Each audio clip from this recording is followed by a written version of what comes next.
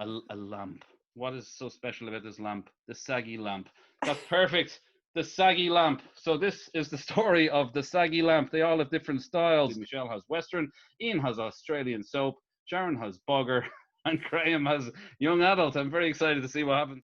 It was a cold, wet day, but it was a grand day now, because if you went out walking, you'd have a nice feel on your face of the breeze blowing on your face.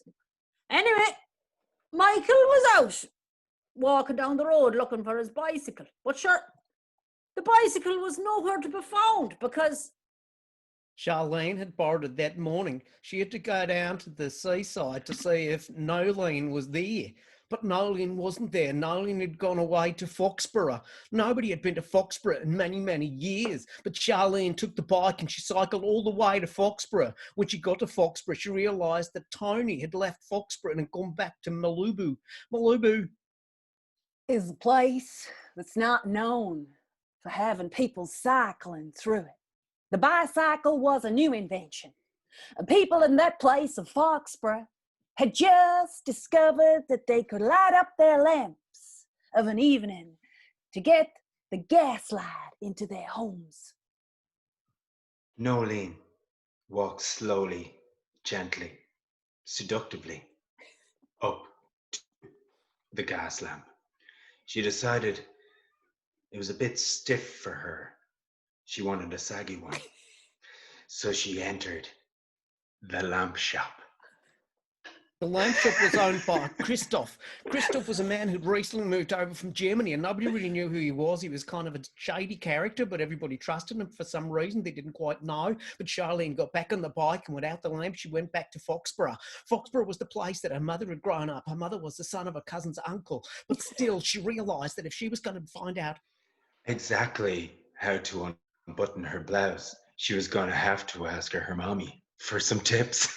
because she knew her mother had unbuttoned blouses once before in the 50s, but she hadn't done it since. So she says to her old lady, come here to me, how would I unbutton this blouse now if I wanted to fit a soggy lamp inside it, or even a saggy lamp? Her mother, who had seen the dawns of many a day, said, Nolene, come here to me. Get up on that horse. Bring your lamp. We're riding out. We're riding out of Foxborough. And so they did. They went straight on to Doonubu. And in Doonubu, they saw that everyone's cousins were their own people. So they realised that if they were going to make new friends with their own people, they'd have to bring more second cousins once removed on their father Tony's side, because Tony now was a bit of a character. And I don't mean he was a paedophile. Tony just loved to get it on with shit. Tony was a man that nobody trusted because of his characterful ways. But they dang nabbit, they knew that they had to lasso them some sheep before the sheep lassoed them, because that's something that happened in Leitrim regularly, actually, was sheep lassoing people. Oh, it was terrible. It was all over the place. Sheep were just coming out with these big ropes and just taking people back to the houses and back to the stations.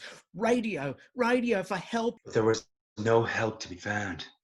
Charlene rubbed herself up against one of the sheep until all the wool fell off. Her fanny.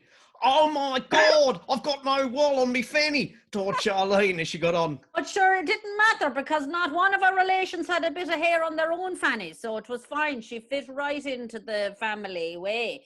And it was just then that Michael came back over the hill, his eye patch strapped across his face. Chewing his own tongue, the blood was dropping down his chin. Oh, fucking hell, Michael, you've got a bloody chin, said Fannyless. Your Fannyless Nolene took the blood from his chin and spread it all over her face, because it was very good for the wrinkles under the eyes. And God knows, in the family of the Kellys, everybody had wrinkles under their eyes. That's how they were recognised. So if you didn't have wrinkles under your eyes, nobody would know who you were. You were able to go around without being recognised by the Red Hand Gang. the red-headed banshee of Mullingar, who was a bit of another character, but this time fond of the drink. And that's the game, everybody. Give them a round. Well done. That was some great stuff. That was some very funny stuff there. Well done, lads.